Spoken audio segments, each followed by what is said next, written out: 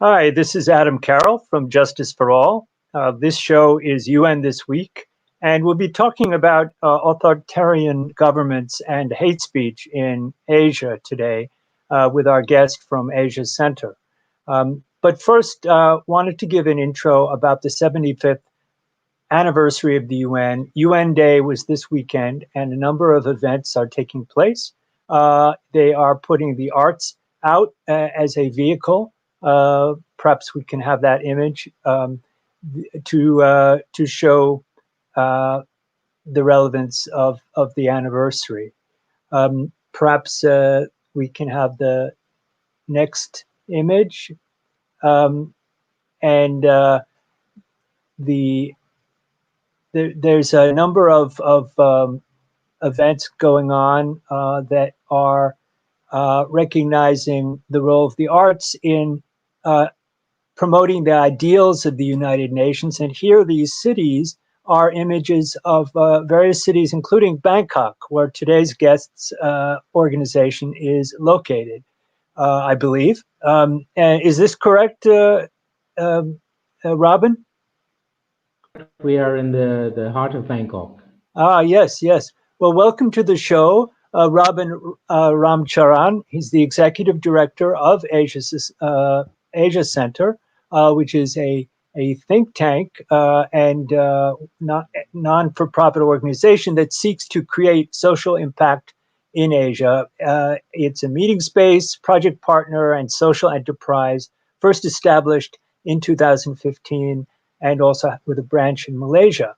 And Robin, your background is really interesting. You've been all around, basically. You're a professor of international relations, but you've been involved not only in academia, but the private sector, and very much, besides human rights, in development projects. So I guess I wanted to ask you a first question about the relationship, or the possible relationship, of development and human rights. Does this come up in your work?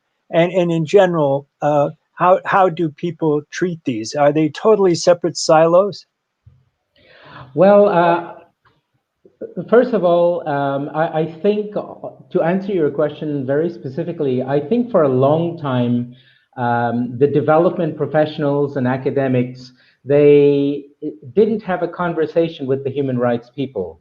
But I would say in the last 20, 25 years or so, that conversation is being had more and more. The relationship between the two is much more discussed and debated. Secondly, I think the human rights community has been advancing since the early 70s, this idea of the right to development, and arguing that it's inherent to the whole human rights project. Without development, how can you have freedom? This is Amartya Sen, going back to Amartya Sen's book, for example. So there is a very serious conversation today. And in my own work, I used to work in the World Intellectual Property Organization. And, I think we are all aware of the advent, when the WTO was formally created in 94. The members adopted something called the Agreement on Trade-Related Aspects of Intellectual Property. So developing countries at that time started to try to catch up. And one of the dimensions to all of this that was added, especially in the context of the WIPO, was development. There was a development agenda, which basically says developing countries need to have some leeway. We cannot do everything all at once. First of all, what is this intellectual property? Is it good for us? And how shall we implement it? Now, I mentioned that because to bring it back to human rights and development specifically, human rights also became a big topic in the cooperation for development sector of the WIPO. What are the human rights dimensions of patenting or trademark law or and so on? What are the rights of indigenous peoples, and how do they relate to this tool of innovation, which is great for development, but at the same time, how do you protect indigenous people's rights in that context? So I would say across the board, there is a more serious conversation between human rights professionals and development professionals. I'm glad it's not simply conflict, that there's actually conversation. It reminds me, since we're all in the midst of the COVID-19 pandemic, um, that your center is hosting various discussions on COVID-19, including one I think that's coming up on COVID, on, is it vaccine nationalism? Is that the right term? Yes, yes, correct. In January, we have an annual event called the Benedict Anderson Memorial Seminar. And for those who may not know Benedict Anderson, he was a famous anthropologist who passed away a few years back. And Benedict invited the whole world through his book Imagined Communities to consider nationalism beyond Europe, beyond the confines of, let's say, a small group of people in the UK who were writing about nationalism. So he said, he examined Indonesia, Thailand, and so on. And so we have been honoring him, the late Benedict Anderson, by having these seminars. So gender and nationalism, for example, was the last one. Next year, it's about COVID-19 or vaccine and nationalism. It's very interesting, going back to the human rights dimension. We all have this right to health, access to medicines, and that's one of the big discussions that has been taking place in the WIPO and the WHO, is this idea of this right to health and right to access to medicine as part of that. So, there's a global norm, but what we see beginning to happen, and I think this has happened in the past, but in relation to this crisis, what we see is countries becoming a bit protective. Well, if I develop it first, I want my people to get it first, that kind of attitude. Some countries have even tried to acquire it, let's say, quietly, for their own populations, buying off stocks, for example.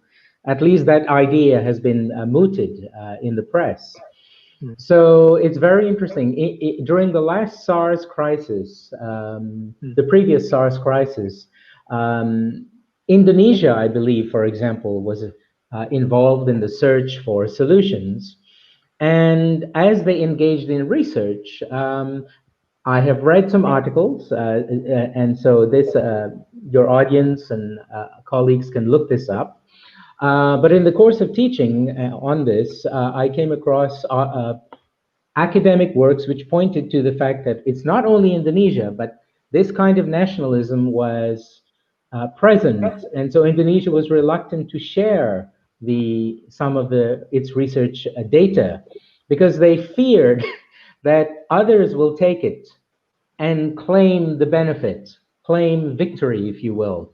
And that is very much going on now between countries. That's a shame. I think the United States is also doing the same thing right now with the vaccine, buying up stocks at least. But it's interesting that this kind of nationalism has come up before, and I wonder what the alternative is, really. I mean, what role could the UN or the international community play in ensuring a more level playing field?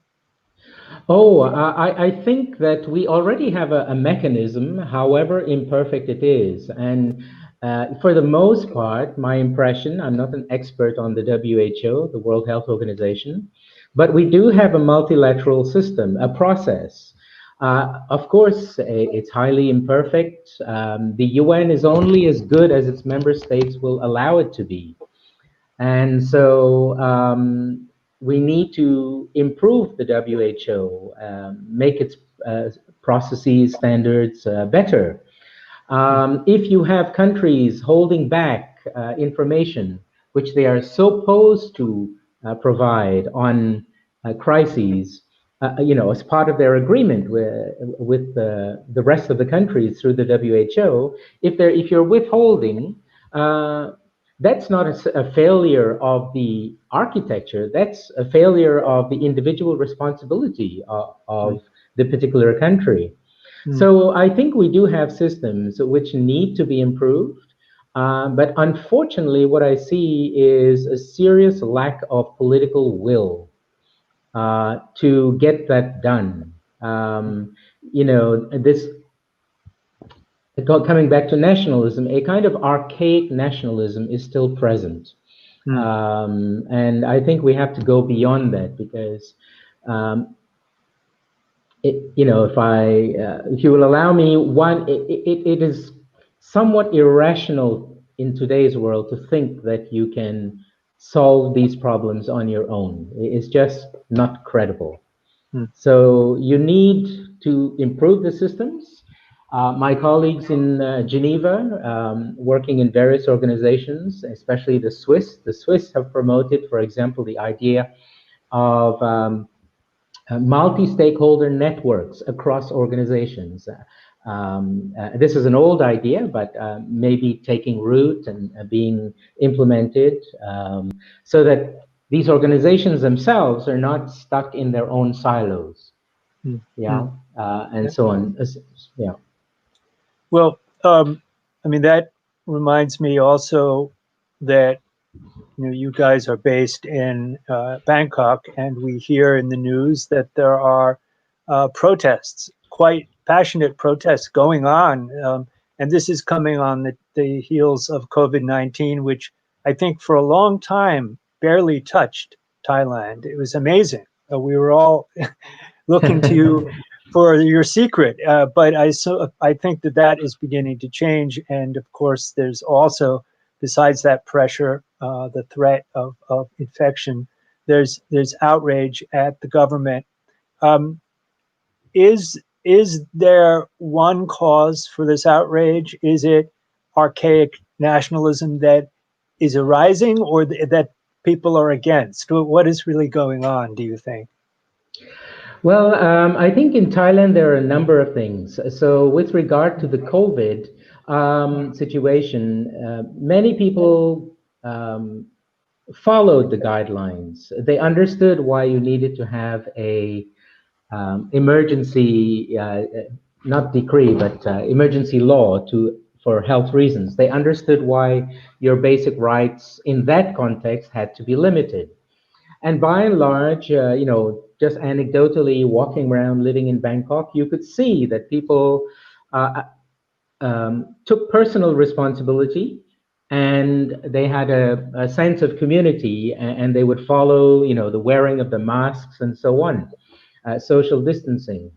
So that's one thing. At the same time, people were conscious as the crisis progressed that there was a perception, and maybe strong feeling more than perception, that the authorities were taking advantage of the crisis in order to extend the decree, not the decree, sorry, the national emergency.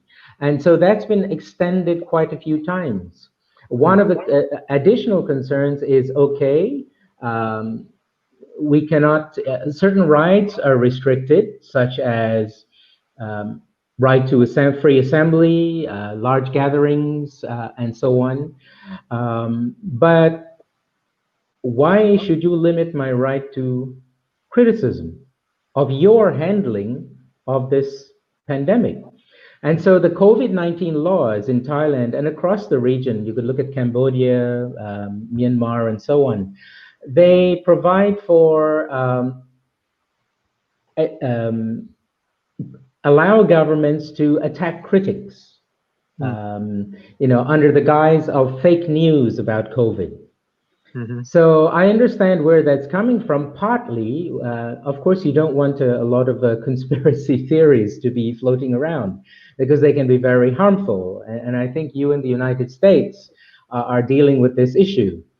So I understand that, but at the same time, the problem is that critics, genuine critics, have been detained. Even those who have reposted critiques have also been gone after. So that's the second thing, the overstepping the limits.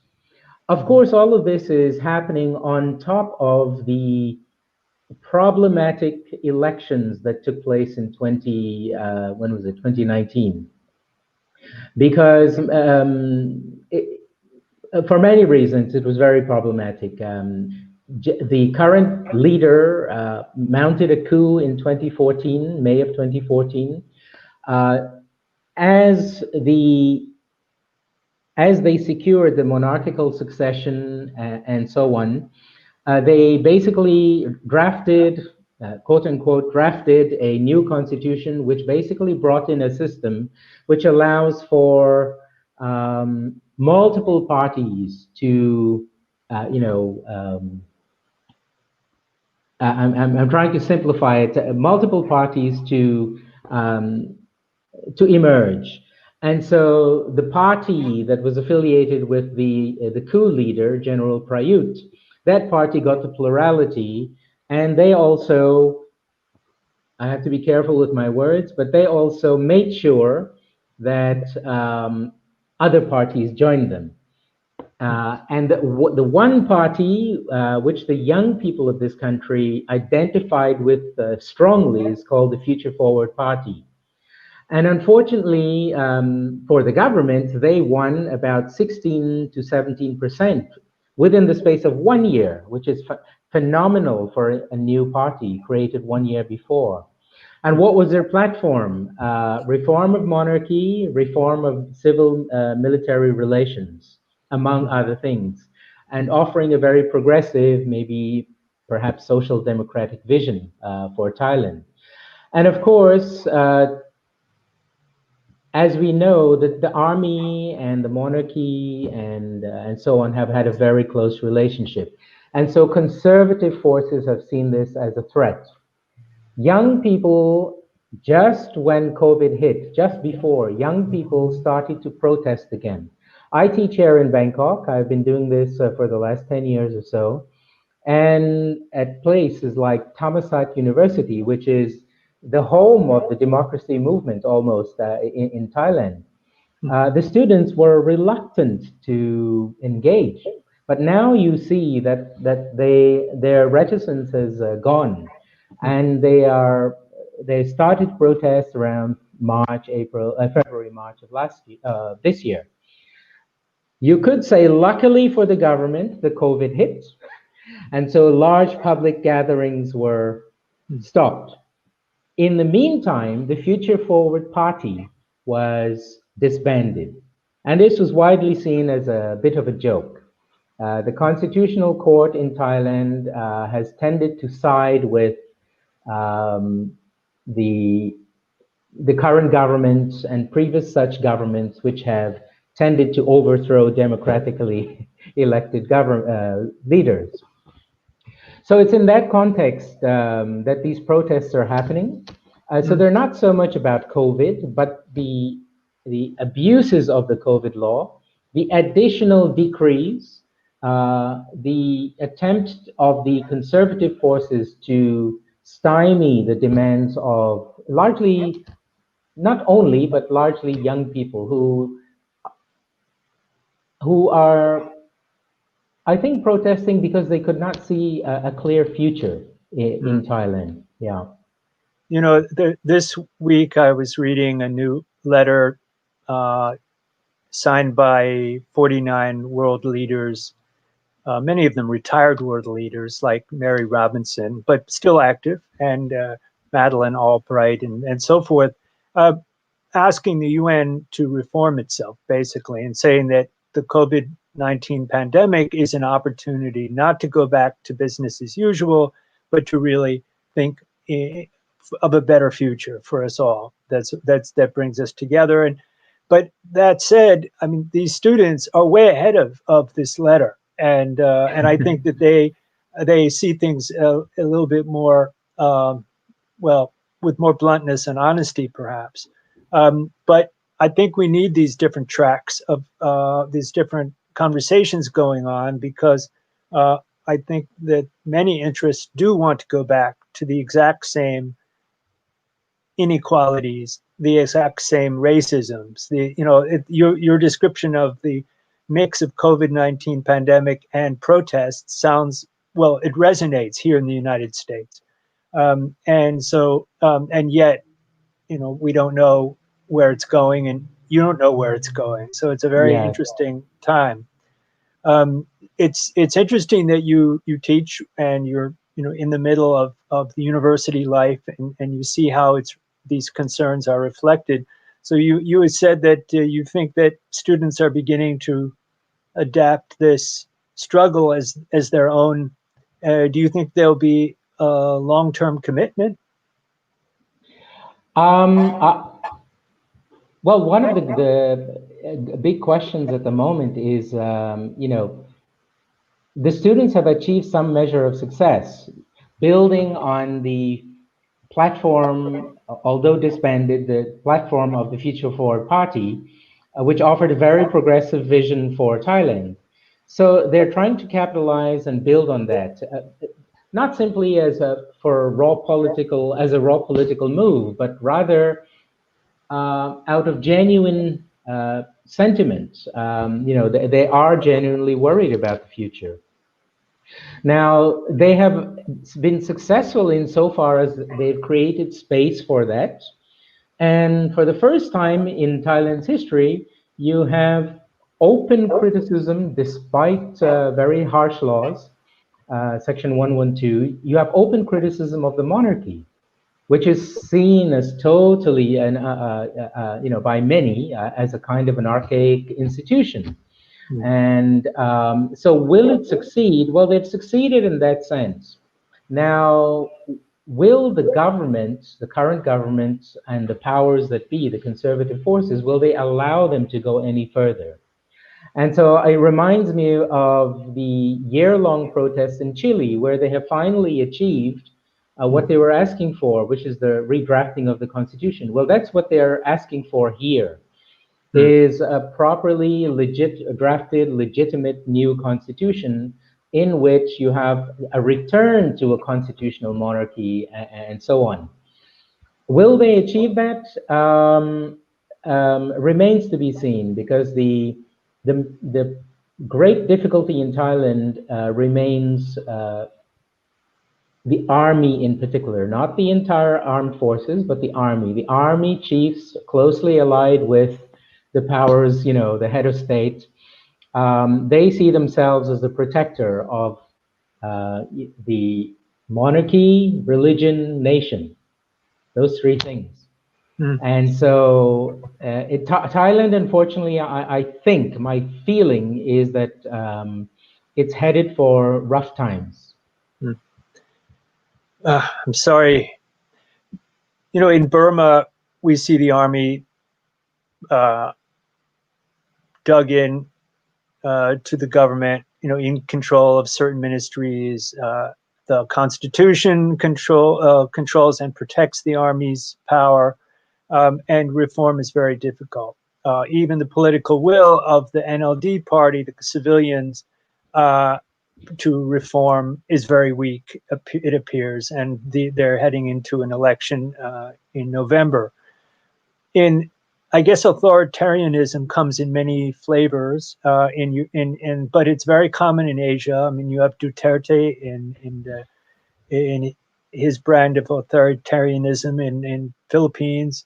You've got a whole range of authoritarians, some of whom are sitting pretty and feeling comfortable, and others maybe not so much. So as far as hate speech and disinformation, because I think that you recently had an event which we'll talk about that focuses on these things. Do the authoritarian governments of Asia, from India to China to Malaysia and beyond, do they promote disinformation actively? Well, this is one of the interesting questions that we have been discussing, debating, and raising is, of course, there are all forms of fake news, disinformation coming from multiple sources, but one of the key sources is governments themselves. So this came up very much in our various activities, events regarding hate speech. Uh,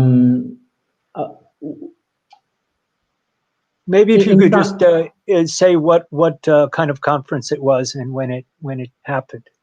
Sure, sure. So we held recently an international conference on hate speech in Bangkok from 7 to 9 October. This conference is part of a series of events on a project that we call Freedom of Expression Project. Last year, we had a conference on fake news, and of course, fake news and hate speech are intimately related. And so this year, we had a series of events on hate speech. Earlier this year, we launched a report, a study on hate speech, new forms, old rules, right? Arguing for the need to have new definition of hate speech to accommodate new forms. And that very much featured in this conference as well. So we could get into a kind of the key points of the conference, but one of the points that was raised in different panels over the 3 days was government hate speech itself. Government hate speech against, for example, political opponents. Differences over political ideology is one of the new forms of hate speech that has very much surfaced here, and I think elsewhere in the world. Differences over political ideology, demonization of the other. And so governments are also guilty of this, and it's not very new. Authoritarian governments especially have been guilty of this for a long time. Oh, you are basically critiquing us, and you are going against national security, that kind of a mentality. So this is almost old news, but still present very much today. The ASEAN countries, as they have been genuinely and rightly thinking about how to address fake news, they adopted a declaration a couple of years ago in which they said they have to take actions to fight this. But of course, the big question is, who defines what is hate speech? And basically, they're saying we will define. Singapore has adopted a law, the POFMA, POFMA, to combat hate speech, and it allows ministers to combat fake news, sorry, and including hate speech. It allows ministers to be the ultimate arbiters of what is fake and what isn't. And so they will label so-and-so as whatever, deviant, et cetera, et cetera. And so government hate speech is something that we have to watch that has emerged. And of course, whether it's the fake news laws or these attempts to combat hate speech, which is necessary, we do have to hold them to account in the current environment. There is undoubtedly, there has been a regression in democracy and rights and the rule of law in this region. And in addition to the older laws that were there previously, Internal Security Act, cyber laws, blasphemy laws, well, you suddenly have fake news laws, hate speech, anti-hate speech measures, which put together, basically, it's a new layer to stymieing, suppressing freedom of expression. Yeah, it sounds very concerning. I was reading the website, and I understand that it was quite an extensive conference. I was able to attend one part of it virtually, but you also had some in-person, socially distanced meetings. 47 speakers, about half female. You had some good facts and figures. It sounds like quite a useful conference. We can speak a bit about what may come out of the conference right after we have a break for station identification. This is Adam Carroll with Justice for All, and this is UN This Week.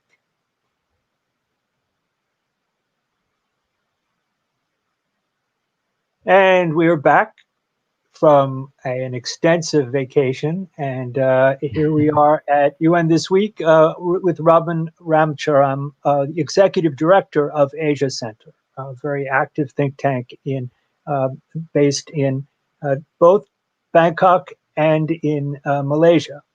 Yes, in Johor Bahru, Malaysia. Yeah. Do you find you all are fairly free to operate in both of those locations, or is it tricky? Do you get in trouble? Oh, of course, like everywhere, you have to be mindful of the sensitivities and know how to navigate those sensitivities. We do a policy-oriented work. We are a think tank that's oriented towards policy and making a social impact.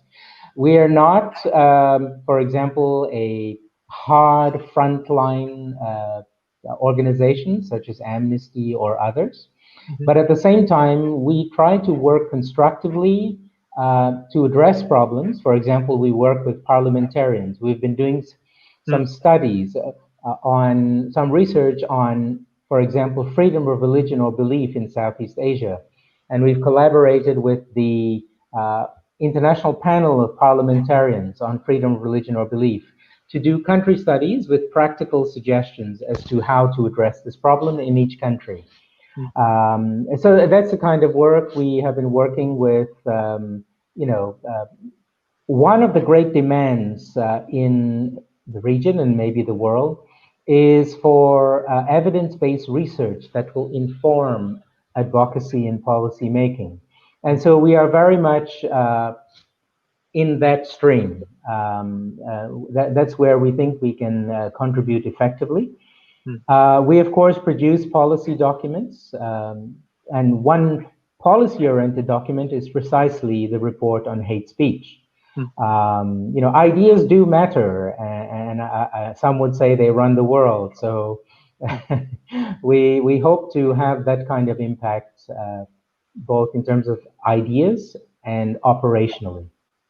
We've posted some links to the recent conference, and also to the YouTube channel that has a number of really interesting conversations, an exchange of ideas that we hope will run the world if they're honest and constructive.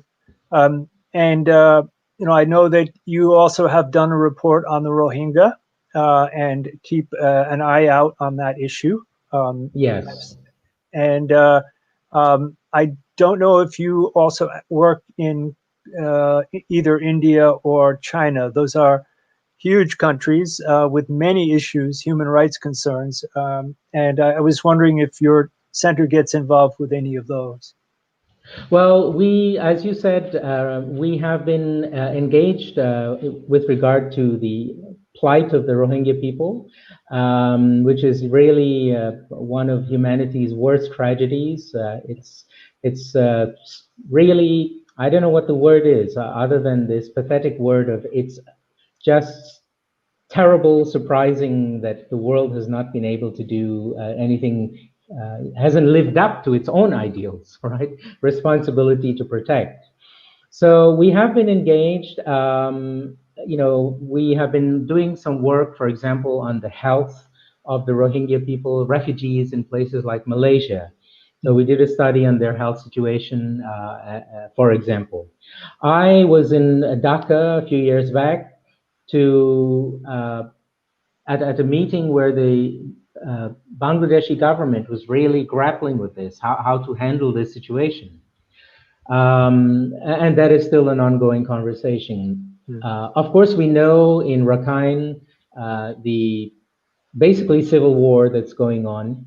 And the great question is, how do you resolve all of this in a way that makes the Rohingya people and other people in the state, in the area, feel safe and welcome.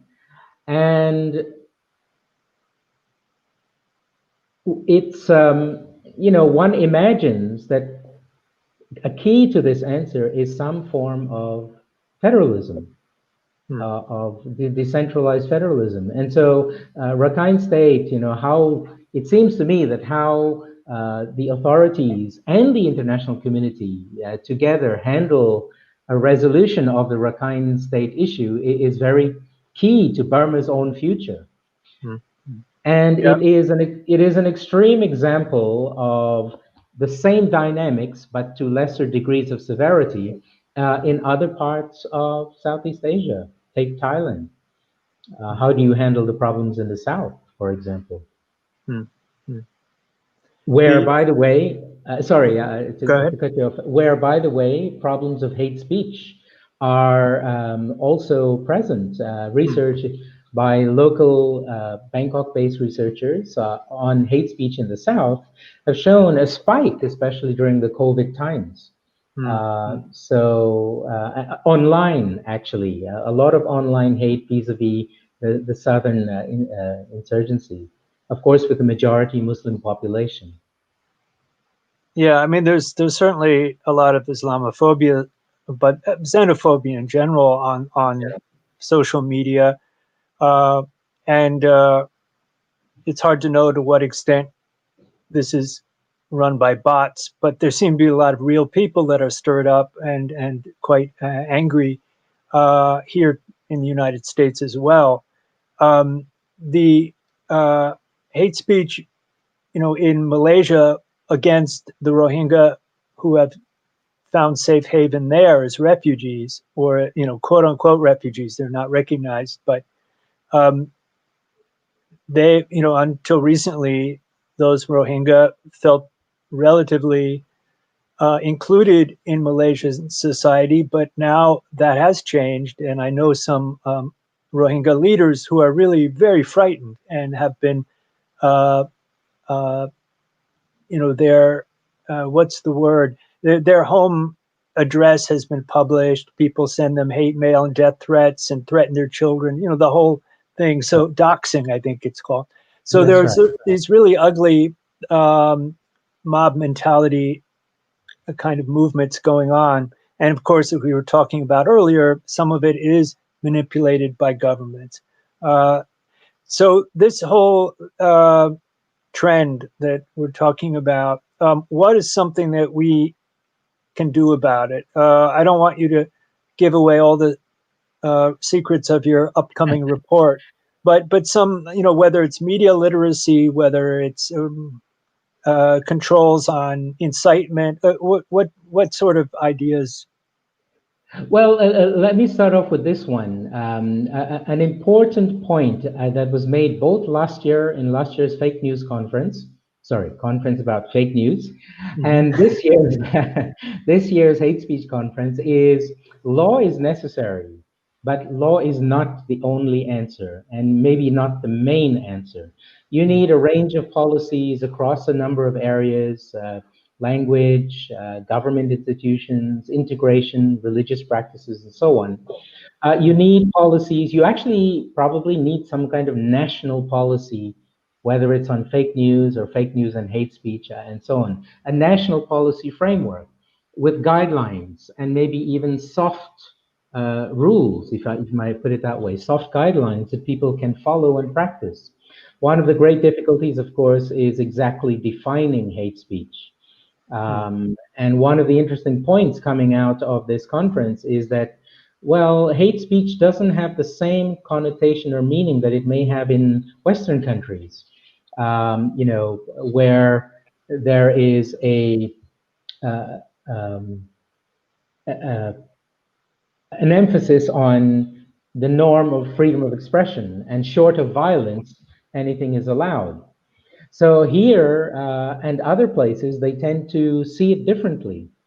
There are other forms. For example, interestingly, there is intergenerational hate speech, which emerged Hmm. The youth attacking the older people and the older people attacking the youth Hmm. here in Thailand, and using specific terms, which Hmm.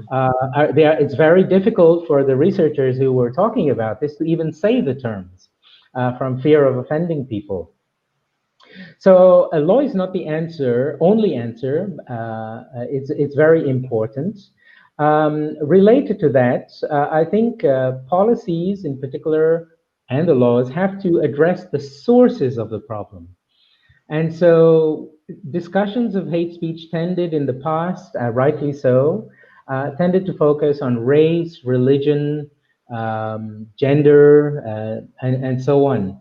But the newer forms, going back to what you were just saying, in your question, the newer forms include hate speech against migrant workers, Hmm. against migrants in general, refugees, minorities. Secondly, against different political ideologies. Um, uh, and sorry, I'm just the last one, but there are three new forms. Yes, against sexual minorities. Hmm. So these three forms have to be accommodated in some kind of new definition. Hmm. And so national policy can set the tone, national guidelines eventually leading to some kind of law. So you have to address it at the source. And interestingly, in addition to those, among the sources of these problems that were mentioned is problems of inequality and poverty in this globalized world. People have been left out, and they then join these populist movements. I think that's a all too familiar story in the United States. Hmm. So that's also present here. So you have to address the problem at the source. So in giving you my answer, I'm thinking of the possible solutions. Yes, law is necessary, but you also have to look at the roots. You have to, number three, while upholding freedom of expression, yes, but you have to, we come back to the old dilemma. Is it acceptable to hurt feelings? And what's the threshold? Is it acceptable to hurt feelings? Fine. But if you move towards violence, then that's the threshold. That's the line in the sand. Well, the question is, where is the line in the sand in different contexts? Hmm. And that's something. But a key point in all of this is that you have to uphold, there are international standards, right? There is something called the rule of law. It's, of course, not the rule of any law. And the rule of law basically says in, in instituting limitations of rights, you must make sure that it's legitimate, necessary, and proportional. And that's Hmm. the international standard. That came up in the discussion. Hmm. The last, at least for now, last two things I will mention. There are more, Hmm. but the last two things are, one is you need a more responsible media. Whether it's Hmm. mainstream or new media, you need truth-seeking media. Hmm. And that's sorely lacking. There are some who are trying, but the business imperative, unfortunately, tends to dominate. And so truth-seeking media, and not merely an agenda-driven media, agitators. Hmm. In that regard, I find it encouraging that the former Prime Minister of Australia, Kevin Rudd, has called for a parliamentary commission to review the influence and monopoly of a certain person over all of Australia's media. Ah. Ah. So Right. let's see where that goes, because he has been a force that has not been quite not been very good. No, no. I remember when I was really young, the New York Post, which is owned by this individual, or at least was for many years. Uh, anyway, it used to be a liberal paper, Yeah. and it's been such the opposite. Well, anyway, we are running out of time, and it's been really great to chat about these ideas, and there are more ideas I know coming, but I think that part of the answer certainly is more public discussion, consensus building. Yes. Sorry, Adam, let me just throw in one last point. It's a very Sure. important point. And Yes. I think it's the role of the tech companies, the Yes. large tech companies. They have been really, they have woken up, but it's been somewhat late. And so they have to do their part in upholding their own standards, which they haven't been doing. They've started to collaborate with governments, and you know, in the case of Indonesia, flagging the government body will flag the so-called fake content, hate speech content, and you know, ask Facebook to do something about it. So I think they really have to wake up and do their part. The Rohingya people know all too well the consequences. Exactly. Well, we could talk about technology and development and human rights. There are many ways we could go further with this, but I think you've ended on a very important note, which is, you know, the absolute necessity of human rights protections. It's people's lives. It's our future, and Yes. we've got to get a bit more of a hold on it together. So thank you, and thank you for the work of Asia's Center. It's we put up the link on the website, and I hope people will go visit. And if you're from the region, or if you are not, there's a lot to learn about perspectives in Asia, diverse perspectives. Many of the issues are global, but some are regional, and they're all interesting. So thank you very much, Robin. Thank you for joining. Thank you, Adam. Thanks for having me, and I look forward to doing this again. Thank you, everybody.